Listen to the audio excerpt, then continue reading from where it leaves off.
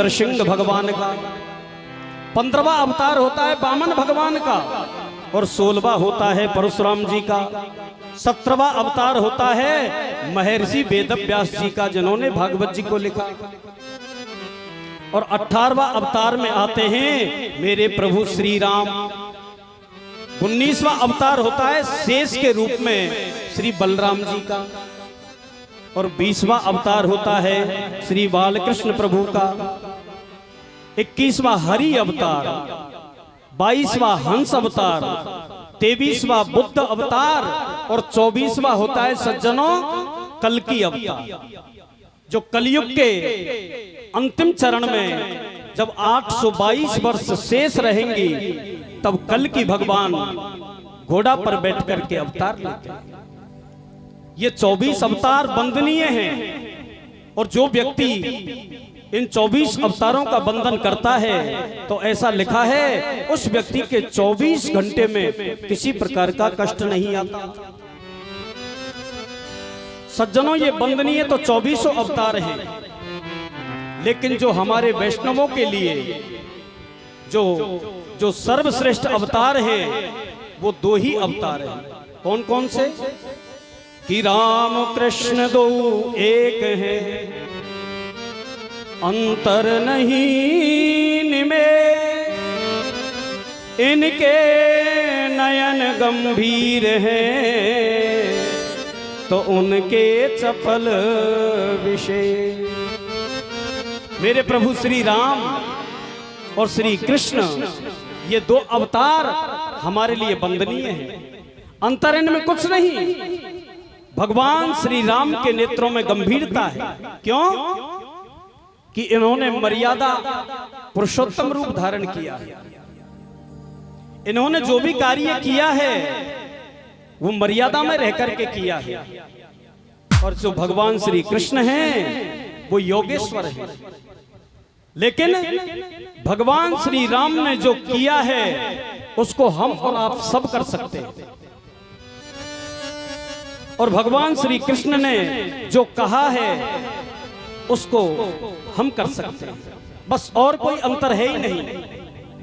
वेदव्यास जी महाराज का ये प्रयोजन था कि मैं भागवत कथा को लिखूं और जन जन में इसका प्रचार प्रसार हो, और जो संसार के जितने भी लोग हैं उन सभी की कष्ट की निवृत्ति हो जाए। तो सोनकादि ऋषियों ने सूत जी से फिर प्रसन्न कर दिया। बोल प्रभु, मैं सुनना चाहता हूं कि जो ये वेदव्यास जी महाराज हैं ये कौन है? तो सूत जी कहने लगे कि नारायण के पुत्र हुए ब्रह्मा, और ब्रह्मा के पुत्र हुए वशिष्ठ, और वशिष्ठ के पुत्र हुए शक्ति, और शक्ति के पुत्र हुए पाराशर, और पाराशर के जो पुत्र हुए वही वेदव्यास जी हैं। वेदव्यास जी महाराज का जब जन्म हुआ तो ये भी जन्म लेते ही वन को जाने लगे, लेकिन इनकी जो माता है सत्यवती वो रोने लगी और कहने लगी, बेटा मैं तुम्हारे बिन नहीं रह सकती। व्यास जी ने कहा, माता आप जब भी मुझे याद करोगी ये बालक आपके सामने खड़ा हुआ मिलेगा। सज्जनों, वेदव्यास जी महाराज सीधे उत्तराखंड को चले गए और बद्रीनाथ धाम में एक सुंदर आश्रम बनाया, सम्यपास आश्रम, और उसमें रह करके भजन करने लगे। जब वेदव्यास जी भजन करने लगे तो उनके मन में संसार नाचने लगा। व्यास जी ने सोचा कि जो ये संसार के व्यक्ति हैं उनके लिए मैं कुछ करना चाहता हूं। क्यों? इनके पास तो बस खाना पीना, नाचना गाना, उठना बैठना, इधर उधर की करना, इसके अलावा कोई काम ही नहीं है। लेकिन मैं ऐसा करूं जो संसार के लोगों को कुछ सुख मिले। तो सज्जनों, ऐसा लिखा है, पहले एक वेद था, उसका नाम था ऋग्वेद। वेदव्यास जी ने एक वेद के 3 भाग कर डाले, तो वेद हो गए 4, ऋग्वेद, यजुर्वेद, सामवेद और अथर्ववेद। लेकिन जब संसार के लोग उसको पढ़ने लगे तो वेदों की वाणी वेदों के मंत्र, वेदों की ऋचाएं ऐसी हैं, अगर कोई पढ़ भी ले तो अर्थ का अनर्थ कर दे, किसी के समझ में नहीं आई। वेद व्यास जी फिर उदास हो गए। फिर उन्होंने पुराणों को लिखना प्रारंभ कर दिया। 17 पुराण वेद व्यास जी ने लिखे, और जिसमें विष्णु पुराण और महाभारत पुराण तो इतना बड़ा विशाल लिख दिया, लेकिन उससे भी लोगों के मन को संतुष्टि नहीं मिली। आज वेद व्यास जी महाराज अपने आश्रम में बैठ करके उदास हो गए, रोने लगे कि मैंने इतने वेदों को लिखा, मैंने पुराणों को लिखा, फिर भी मेरे वेदों पर, मेरे लिखे हुए पुराणों पर कोई ध्यान नहीं देता। ध्यान भी देता है तो उसका कोई उल्टा सीधा अर्थ लगा लेता है। आज व्यास जी सज्जनों उदास हो गए। जैसे ही व्यास जी उदास होकर के बैठे तो व्यास जी के पास उसी समय नारद जी का पदार्पण हुआ। नारद जी महाराज ने जैसे ही आश्रम में प्रवेश किया तो व्यास जी ने नारद जी का स्वागत किया। आइए नारद जी, पधारिए। नारद जी कहने लगे, व्यास जी मैं आपके चेहरे पर इतनी उदासी देख रहा हूं, इस उदासी का कारण क्या है? बोल नारद क्या बताओ, मैंने एक वेद के 3 भाग किए तो 4 वेद किए। वेदों के बाद मैंने पुराणों को लिखना प्रारंभ किया, लेकिन मैं मेरी स्वयं की लिखी हुई कविता से प्रसन्न नहीं हूं, तो संसार के लोग उससे प्रसन्न कैसे हों? और सज्जनों, ये सत्य बात है। आप कोई भी कहानी लिखो, आप कोई भी निबंध लिखो, और आप उस निबंध को स्वयं पढ़ो। अगर आप अपनी कहानी को, निबंध को, कविता को लिख करके संतुष्ट हो गए तो मानो सुनने वाला प्रसन्न हो जाएगा। और जब लिखने वाला ही प्रसन्न नहीं है तो बेचारा सुनने वाला प्रसन्न कैसे हो? तो नारद जी, मैंने इतने पुराण लिखे लेकिन मुझे शांति नहीं मिली। नारद जी कहने लगे, व्यास जी आपने पुराणों को लिखा, वेदों को लिखा, लेकिन जो भगवान के भक्त हैं, जो वैष्णव जन हैं, जो भगवान की भक्ति करते हैं, तो और राम और कृष्ण के लिए, तो उन जैसे भक्तों के लिए आपने क्या किया? अरे जिन हंसों को मानसरोवर में मोती चुगने की आदत होती है, क्या किसी वो गंदे नाले में जाकर के कीचड़ खाएंगे? तो जो राम और कृष्ण के उपासक हैं, वैष्णव हैं, भक्त हैं, उनके लिए कोई ग्रंथ लिखो। तो उस ग्रंथ को आप जब लिखोगे तो वो हमारे वैष्णव जन प्रसन्न होंगे। व्यास जी कहने लगे, नारद जी आप सत्य कहते हो, लेकिन नारद जी लिखते लिखते मुझे बुढ़ापा आ गया। अब बुढ़ापे में नारद जी मेरे बस की बात नहीं भैया कि मैं कोई और वेद लिख दूं। नारद जी कहने लगे, व्यास जी मन छोटा क्यों करते हो? अरे किसी संत की शरण में चले जाओ, और संत की कृपा से मैं सत्य कहता हूं, जो मैं चाह रहा हूं वो आप लिख दो। सुनो, जो मेरे पिता हैं श्री ब्रह्मा, मेरे पिता श्री ब्रह्मा को भगवान श्री नारायण ने 4 श्लोकों की भागवत प्रदान की, और उन्हीं 4 श्लोकों की भागवत को मेरे पिता ब्रह्मा ने मुझे दिया। और मैं तुमसे कहता हूं व्यास जी, उन्हीं 4 मंत्रों को मैं आपको देता हूं, और उन्हीं 4 मंत्रों से आप 18,000 मंत्रों की पुराण बना दो, तैयार कर दो। तो जो संसार के जितने भी लोग हैं उनको सुख मिलेगा, आनंद मिलेगा। व्यास जी कहने लगे, भैया नारद जी अब मेरे बस की बात नहीं, इस बुढ़ापे में नारद जी अब मैं कुछ नहीं कर सकता। नारद जी कहने लगे, बाबा मन क्यों छोटा करते? अरे जो व्यक्ति संत की शरण चरण ग्रहण कर लेता है तो ऐसा कौन सा कार्य है जो वो नहीं कर सकता संत की कृपा से? क्यों? संत की कृपा बड़ी होती है कि गुरु गोविंद दोनों खड़े काके लागू पाए, बलिहारी गुरु आपकी सो गोविंद दियो बताए। जब आप किसी महात्मा किसी संत की शरण में चले जाओगे तो आपको मार्ग सहज मिल जाएगा। और व्यास जी मैं तो किसकी कहूं, मैं स्वयं इसका प्रमाण हूं।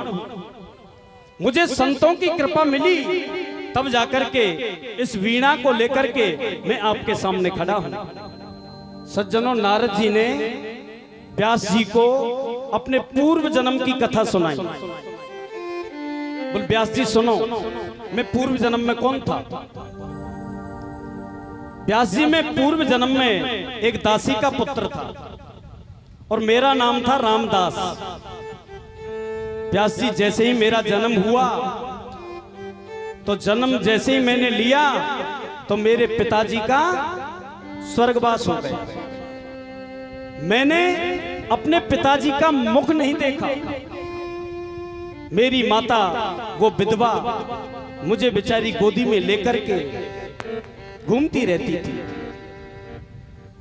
जब मैं थोड़ा सा बड़ा हुआ तो मुझे माता मेरी गोदी में लेकर के और कई घरों में जाती और बेचारी घरों में काम करती और वो मेरा और अपना पालन पोषण करती थी। व्यास जी में एक दासी के यहां से मेरा जन्म हुआ और नितांत गरीब मेरी माँ, और मेरी माँ से मेरा पिता का साया भी छिन गया। इसलिए बेचारी वो मेरी विधवा माँ मेरा ख्याल करती, मेरा पालन पोषण करती, पड़ोसियों के घर में जाकर के काम करती, तो वहां से कुछ जो भी मिलता उसको खा करके अपना जीवन यापन करती। जब मैं थोड़ा सा बड़ा हुआ तो व्यास जी एक दिन मेरी माता मुझे गोदी में लेकर के गृहस्थी ऋषियों के आश्रम में गई और गृहस्थी महात्माओं से जाकर के बोली, बाबा मुझे गाय की सेवा करना आता है, मुझे गाय का दूध निकालना आता है, मैं गाय की सेवा करना जानती हूं। अगर आप कृपा करें तो मैं आपके घर में गाय की सेवा करूं, उसके बदले आप हमें बस 2 वक्त का भोजन दे देना। तो व्यास जी मेरी माता को उन गृहस्थी ऋषियों ने अपने आश्रम में रख लिया और कह दिया, बेटी हमारी पत्नियों के पास चली जाओ और वहां तुम हमारे मंदिर में झाड़ू लगाओ, फूल लाना और हमारी जितनी भी सेवा है उसको आराम से करना बेटी। अब जो व्यास जी वो गृहस्थी ऋषि हैं, उनके यहाँ तो बस 24 घंटे भजन होता था। मैं उस भजन को सुनता था, उनके प्रवचन होते थे, मैं उसको भी सुनता था। अब मैंने देखा कि चतुर्मासा प्रारंभ हो गया। जो ये चौमासे के महीने होते हैं ना 4, ये चतुर्मासा कहते हैं उसको, जो अभी फिलहाल चतुर्मासा चल रहा है। चतुर्मासा में महात्माओं का, संतों का एक नियम होता है। चतुर्मासे में जो महात्मा संत होते हैं वो ज्यादा कहीं घूमते नहीं रास्ते में। क्यों? क्योंकि चौमासे के दिन में पृथ्वी पर छोटे छोटे कीड़े उत्पन्न हो जाते हैं और जब महात्मा लोग पृथ्वी पर विचरण करते हैं तो उनके पैरों के नीचे वो छोटे छोटे कीटाणु आकर के मर जाते हैं। इसलिए महात्मा संत 4 महीने एक जगह बैठ करके भजन करते हैं। तो व्यास जी जैसे ही चतुर्मासा प्रारंभ हुआ तो उन गृहस्थी ऋषियों के घर में विरक्त संत पधारे। एक संतों की मंडली आई और वो संतों की मंडली उन गृहस्थियों के यहां रहने लगी। अब तो वो महात्मा क्या करते, अपना प्रवचन करते, और जब महात्मा प्रवचन करते तो मेरी माता मुझे गोदी में लेकर के वहां बैठ जाती थी और मैं संतों के प्रवचन सुनता था। और व्यास जी उन प्रवचनों को सुन सुनकर मेरा मन प्रसन्न होने लगा, गदगद होने लगा। और मैंने सोचा कि ये संसार एक माया है, एक स्वप्न है। मुझे प्रवचन से इतना आनंद आया कि मुझे पता चला कि परमात्मा का भजन करना चाहिए। जो व्यक्ति परमात्मा का भजन करता है उसकी सभी संकटों से निवृत्ति हो जाती है और वो परमात्मा गोविंद उसकी सहायता करता है। और वो महात्मा मेरी सेवा से प्रसन्न होने लगे और महात्माओं ने मेरा नाम रख दिया रामदास। अब भी वो बेचारे महात्मा जब मुझे बुलाते तो बेटा रामदास, बेटा रामदास, बेटा रामदास कह करके मुझे बुलाते। एक दिन सत्संग सुनते सुनते मेरे मन में विचार आया कि कौन किसकी माता, कौन किसका पिता, कोई किसी का नहीं, सिर्फ परमात्मा ही हमारा रक्षक है, बाकी सब मिथ्या है। तो एक दिन मैं महात्माओं से कहने लगा, बाबा तुम जब यहां से जाओ तो मुझको अपने साथ लेकर के चलना। महात्माओं ने कह दिया, बोल बेटा समय बताएगा। तो व्यास जी जब मेरी माता को पता चला कि मेरा बेटा बाबा जी महात्मा होने की कहता है, तो मेरी माता दौड़ी दौड़ी एक दिन उन संतों के पास गई और कहने लगी, बाबा आजकल जो मेरा बेटा है रामदास वो बाबा जी होने की कहता है, लेकिन मैं आपके चरणों में प्रणाम करती हूँ बाबा, ये मेरा इकलौता पुत्र, मैं इसके सहारे अपना जीवन यापन कर सकती हूँ, और ये बाबा जी होने की कहता है। बाबा मैं तुमसे कहती हूँ मेरे बेटा को आप लेकर के मत जाना साथ। सज्जनों, वो रामदास की माता उस रामदास का इतना ख्याल करती, अगर एक बूंद दूध भी कम पीता तो मन में विचार करती कि मेरे बेटा ने आज दूध कम क्यों पिया है। तो व्यास जी मेरी माता रोने लगी और उन महात्माओं के पास जाकर के कहने लगी, बाबा इसको बाबा जी मत होने देना, इसको अपने साथ मत लेके जाना। जैसे ही व्यास जी उन महात्माओं का चतुर्मासा पूरा हुआ और वो जैसे ही जाने लगे तो मैंने उन महात्माओं के संतों के चरणों को पकड़ लिया और कहा, बाबा मुझे भी आप साथ लेकर के चलो। तो वो महात्मा सब धर्म संकट में पड़ गए और मन में सोचा, अगर आज हम इस रामदास को अपने साथ लेकर के चले जाएंगे तो ये बेचारी इसकी जो विधवा माता है ये निराश हो जाएगी, उदास हो जाएगी, हताश हो जाएगी। तो महात्माओं ने कहा, बेटा सबसे पहली गुरु होती है माता, मातृदेवो भव, सबसे पहले करनी है आपको अपनी माता की सेवा। दूसरा नंबर आता है पितृदेवो भव, पिता, पिता तुम्हारे है नहीं, इसलिए बेटा तुम माता व पिता इस माता को ही समझो और माता की सेवा करो। राम व्यास जी मैं महात्माओं से कहने लगा, बाबा मैंने आपके ही प्रवचनों में सुना है कि कौन किसकी माता होती है, कौन किसका पिता होता है, कौन किसका भ्राता होता है, कौन किसका सगा होता है। अरे परमात्मा के चरणों में जिसका मन लग गया फिर उसे माता पिता भाई बंधु कुछ अच्छा नहीं लगता। महात्माओं ने विचार किया कि ये तो गड़बड़ हो गया, अगर हम आज इस रामदास को लेकर के चले गए तो बहुत बड़ा अनर्थ होगा। इसलिए बेटा रामदास हम तुमसे कहते हैं, जब तक तुम्हारी माँ है जब तक तुम अपनी माँ की सेवा करो, और जिस दिन तुम्हारी माँ चली जाए उस दिन तुम उत्तराखंड में आ जाना और भजन करना। हम तुम्हें एक मंत्र देते हैं, इस मंत्र का तुम जाप करना। तो सज्जनों उन महात्माओं ने उस रामदास बालक को एक मंत्र दिया कि ओम नमो भगवते तुभ्यम वासुदेवाय धीमहि प्रद्युम्नाय अनिरोधाय नमः संकर्षणाय च। ये भागवत का मंत्र है और इसी मंत्र में से वासुदेव गायत्री बनकर के तैयार हो जाती है, जिसको कहते हैं हम 12 अक्षर मंत्र। कौन सा? ओम नमो भगवते वासुदेवाय। ये मंत्र रामदास के कान में दे दिया। और वो महात्मा वहां से चले गए। व्यास जी जब महात्मा लोग चले गए तो मेरा मन नहीं लगता। बस अब तो मैं दिन भर उन महात्माओं के दिए हुए उस मंत्र का जाप करता। और एक दिन अपने मन में विचार किया, अगर मेरी माता मर गई होती तो अच्छा होता, जिससे मैं भजन करता। लेकिन व्यास जी मुझको अपनी माता के प्रति ऐसा नहीं सोचना चाहिए था। लेकिन मेरे मन में ये विचार आया, क्यों? क्योंकि मेरी माता तो मुझसे इतना प्रेम करती, अगर मेरे थोड़ी सी खांसी जुकाम हो जाती तो बेचारी हजारों वैद्यों को बुला करके घर में ले आती, इतना प्रेम करती थी। लेकिन व्यास जी क्या हुआ, एक दिन प्रातः 4 बजे मेरी माता उन गायों को घास लेने के लिए गई थी। और जैसे ही मेरी माता ने उस घास को उठाया तो उसी घास में एक सर्प बैठा था, काला नाग बैठा था।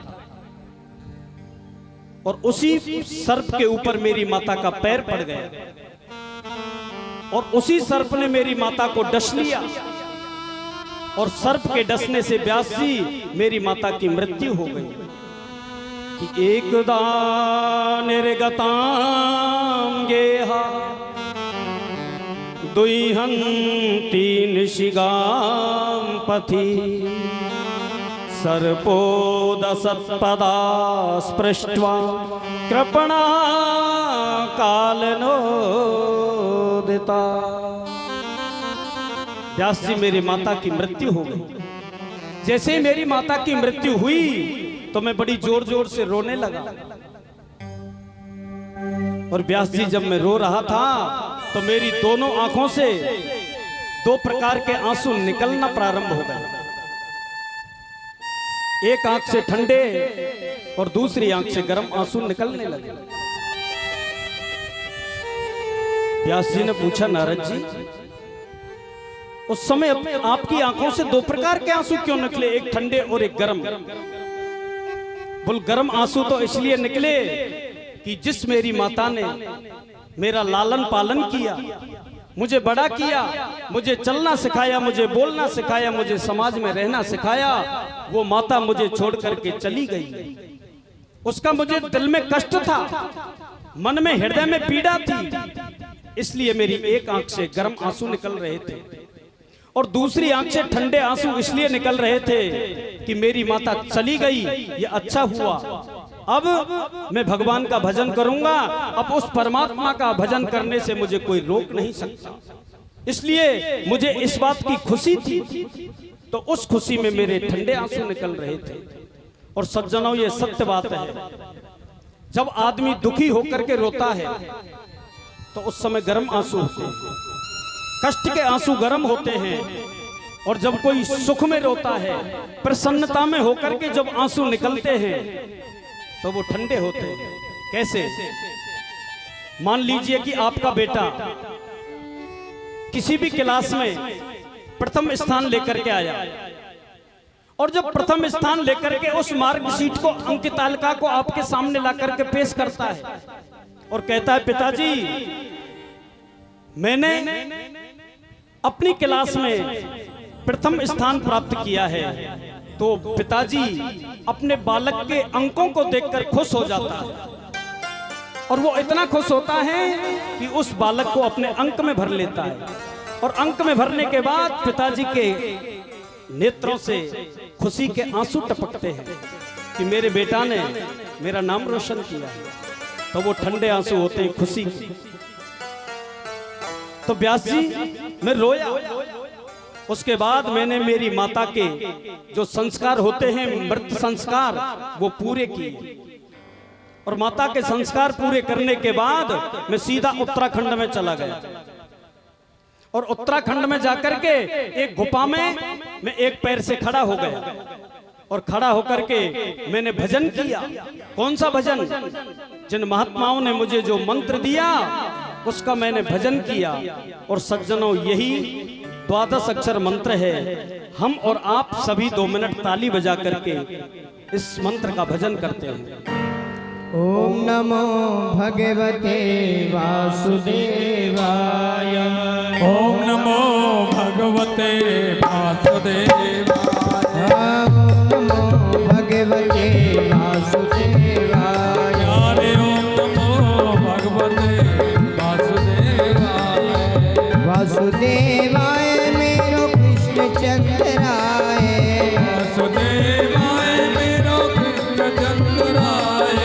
वासुदेवाय मेरो कृष्ण चंद्राय। वासुदेवाय मेरो कृष्ण चंद्राय। ओम नमो भगवते वासुदेवाय। ओम नमो भगवते वासुदेवाय।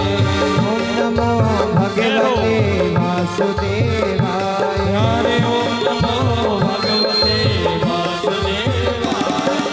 वासुदेवाय मेरो रामचंद्राय। वासुदेवाय मेरो रामचंद्राय। रामचंद्राय मेरो जानकी वल्लभाय। रामचंद्राय मेरो प्राण वल्लभाय। ओम नमो भगवते वासुदेवाय। हरे ओम नमो भगवते वासुदेवाय। ओम नमो भगवते वासुदेवाय। हे ओम नमो भगवते वासुदेवाय।